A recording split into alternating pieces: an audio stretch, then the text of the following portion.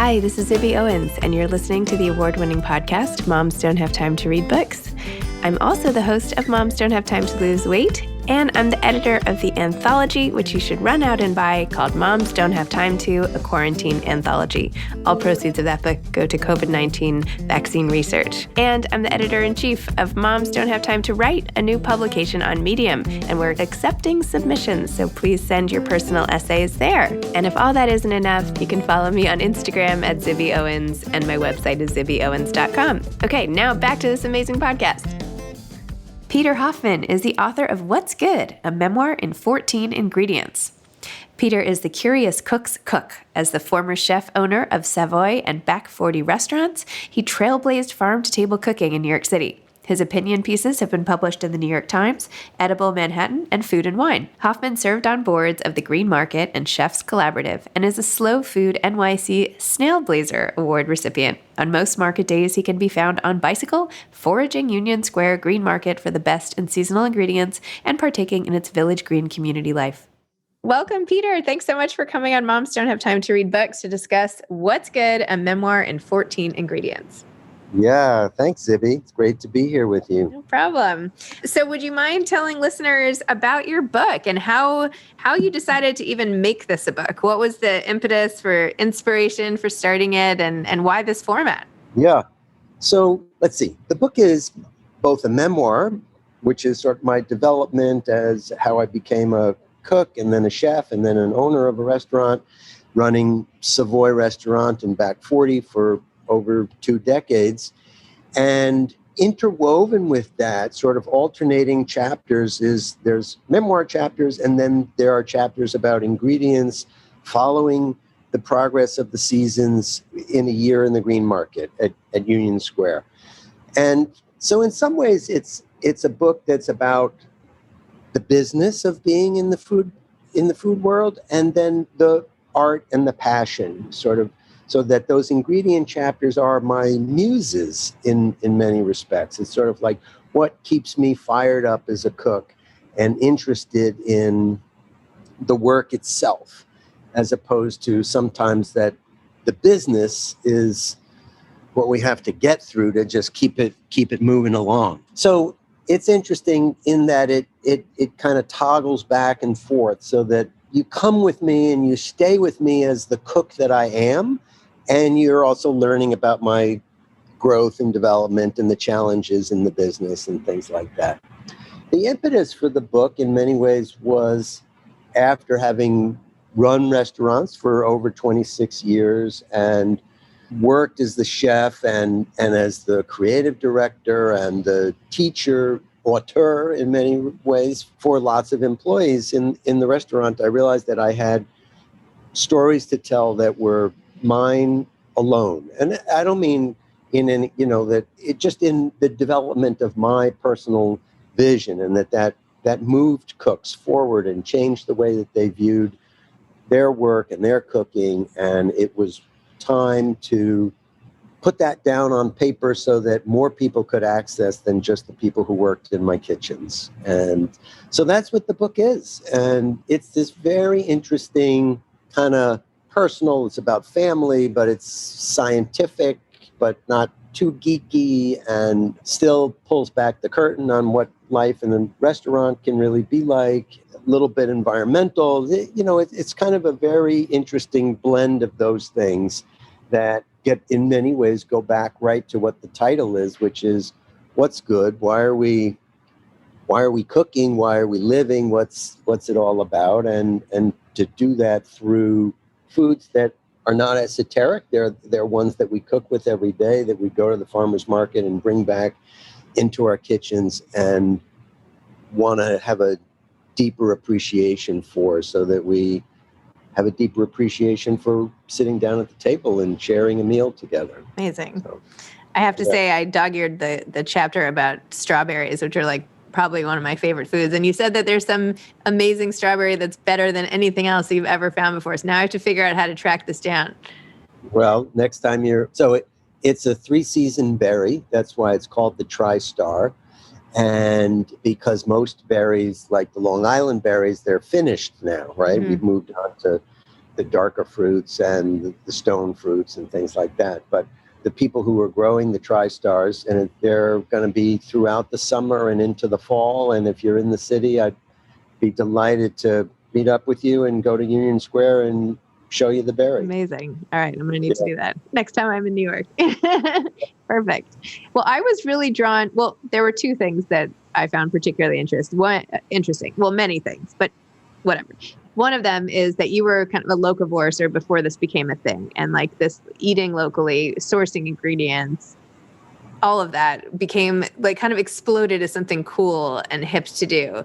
Whereas this was just your whole raison d'etre for how you were cooking to begin with. So that was one thing I wanted to talk to you about. And the other was like your very interesting family history and your mom's family from Nuremberg and the all of the backstory, and then how religion kind of weaves into your food and the celebration of Passover and all of that. So let's quickly talk about the eating local piece of your cooking aesthetic. So, right, it's an aesthetic, not an ascetic, right? Yeah. But, I think there are a couple of answers to that. One is that I studied in France with a woman named Madeleine Cayman, and the world that she opened up for me was to really, I already was having my problems with haute cuisine as a pursuit, as a culture, and as a cuisine here in New York City. And when I got to Madeleine's, she really just took me by the shoulders and turned me 180 degrees and said, what's really worth looking at are the regional cuisines of France and Italy. That's what she knew about, because they are the foods and the dishes that grow out of a place. They grow out of the ecology of what grows here because of the geology and the rainfall and the exposure and all of that. And these are the dishes that reflect place and speak of place. And so that was kind of mind-blowing, life-altering for her to do that for me. And as I said, it finally turned me away from haute cuisine completely. And so I traveled around Europe looking for those regional foods and cuisines. And then when I came back to the United States, I was like, well, what does that look like here?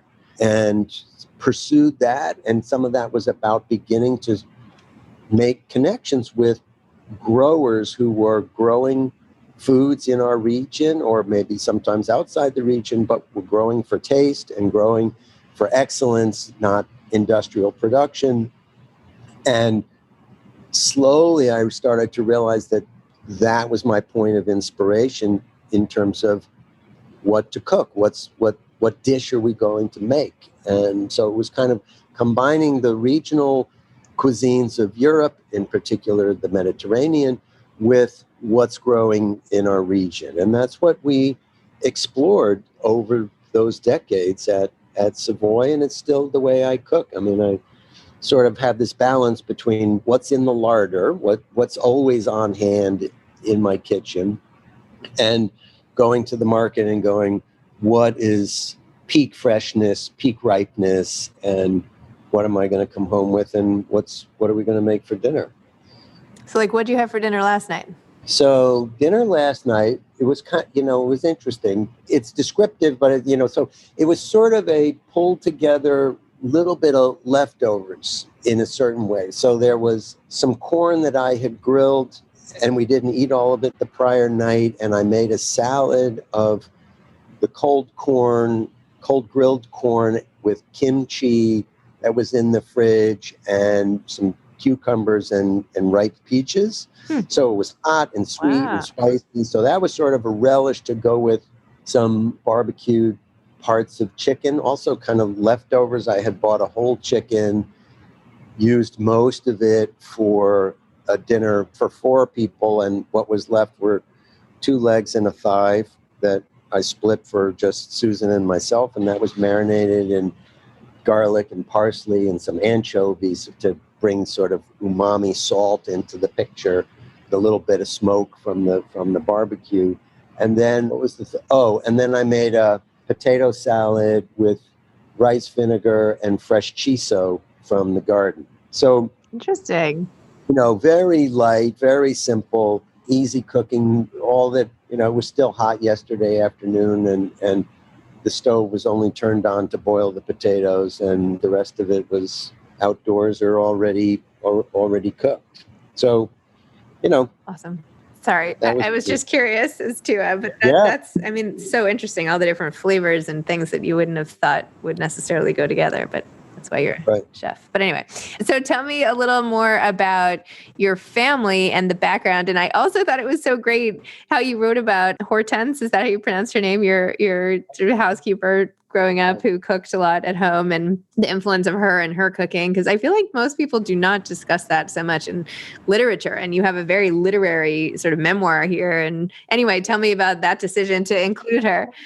Right. So Hortense was a wonderful person in my life and in my household. She was a Black single mom, came from somewhere in the Carolinas. I'm not really sure where, part of that whole great migration northward. And she was a great cook. And so that was part of her skill set of how to, I don't know, get out of the South, get out of poverty. And she was esteemed for that work, not just by our family and by me, but by others. And I spoke with one of her descendants over the last year, and the lore in the family about her was that she was a great cook as well. So there's real truth to that. The chapter is a sort of a complex chapter, but it starts out by saying that my parents, as much as they cared about good food, they were very obsessed with health, maybe economy as well, coming out of the Depression and coming out of the rationing of World War II. And they ate, it was margarine, what was the cooking fat in the house. And Hortense came into the house and she did some of the family cooking, and she knew that butter was way better than margarine. And I quickly understood that she knew that she was a wise woman. And it's sort of like, and she would always, I don't know whether it was intentional or just, again, that she didn't use it all, but on the days that she would leave the half a stick of butter on a plate next to the butter tray where the margarine was. And so I quickly understood that the butter was better on toast than margarine. And I watched her cook, and she taught me some things. And I mean, I was less than 10. I'm not exactly sure what years I'm talking about, but she taught me how to make a roux and how to make bechamel and things like that. And I realized that she had deep knowledge. And so that was my entry into butter. And the chapter goes on to talk about butter and the role that it had in French cuisine. And sort of in my moment in some of those French restaurants was the moment of Nouvelle Cuisine and the beurre blanc, which was sort of the light butter sauce, not flour thickened like a bechamel is, but it's sort of a more a la minute made sauce, and how it pervaded, everything was finished. Vegetables were tossed in beurre blanc, and fish was, and it just was this, it was over the top. And then I kind of turned my back on that. Part of that was also what Madeline taught me. It was a moment in which people started to realize that olive oil was a great cooking fat. And olive oil, it was a couple of things. One is that I sort of make this whole analogy about emulsified sauces versus unemulsified sauces, the idea that the French wanted to make everything look uniform and, enrobe a piece of fish with this sauce, as opposed to maybe the more quintessential Italian fish sauce for me, which is salsa verde, which is chopped up parsley and capers and some anchovies and olive oil and raw garlic and all that. And all the parts are discernible, right? There's no emulsification going on. And so that we're not hiding anything. And as I said, all the parts are discernible. And so that is a huge departure from French cuisine, from French domination in what is high-end food. And so that's some of what that chapter is about, and looking at that and sort of talking about, again, sort of race and class issues how they played out in the restaurant, because it was complicated, and lots of kitchens in New York City, at least, are racially and have a class division in them. There's sort of the prep cook world and then the line cook world, and I pushed against that and didn't really want to have a class of prep cooks. But in time, other chefs who came in from other places convinced me that the financial viability and increased productivity would be improved if we did that. And, you gain certain financial viability, but you lose a certain culture and teamwork in a certain way, and a certain connection to the craft itself. I mean, so that if you have a butcher, I had a great butcher, my line cooks didn't really learn and practice how to cut fish and cut chickens and all of that any longer, because there was a skilled guy who rocked that out every day.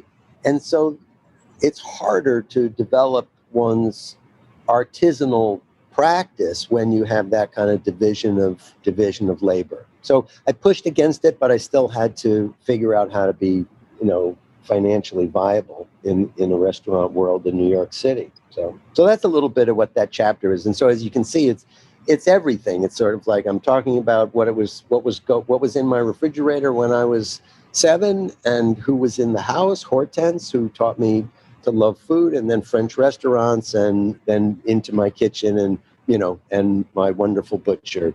So all the ingredients for your restaurant success, yeah. essentially. Yeah. So by the way, what are you doing aside from writing this book and everything? What's your plan now? Like, Well, what I've decided is that, I mean, I thought pretty much that I was done with the restaurant business. Once I closed the restaurants, I was burnt out. I tell that story in the book, about some of what got hard and where I got discouraged. And I was working on the book prior to the pandemic, but the pandemic was an incredible kind of focusing agent for me. There was nowhere to go, obviously, nobody to get together with. And so I would just go to my desk and work. And I came out of it with a book, and came out of it realizing that I'm a writer. I'm not a food thinker or food advisor, but I'm not a restaurateur anymore. I'm done with that. So I'm doing a little consulting work, and I have some ideas about what a second book might look like, or pieces of it. There's a way that there were ingredients that I didn't get to cover in the book because it wasn't really an ingredient. I mean, it has an ingredient base, but I wanted to just sort of do this arc through the growing season, and then there were ones that got left out. So I'm going to go back and do those and tell those stories and figure out how to bring them together in another way. If you were just starting out now in the restaurant world, what would you do it again? Like with today's climate?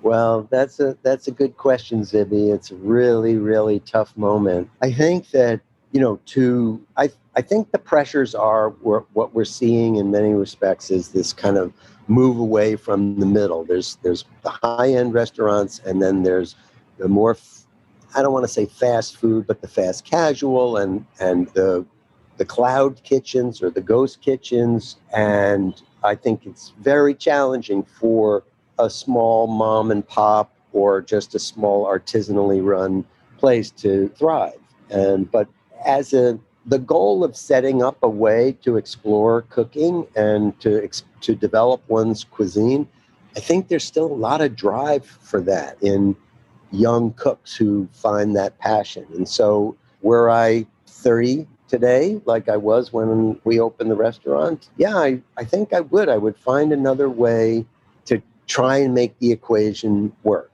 It looks different. We have to figure out how to take care of all the people who are part of the operation in a way that is less exploitive than what the business has traditionally looked like. And that may mean that dinner has to cost more to the diner, but that's the real cost of dinner. And somehow we have to, as diners, we have to adjust to that it's not just, that's not a high-end experience, but that's what it means to have somebody cook for you or what it means to have an artistic mind building a menu for you. Interesting. Okay. And then in terms of writing, what advice Yeah. would you give to an aspiring author having just completed this? Yeah. Well, one of the things that was great for me, Zibby, was that I had a writing group.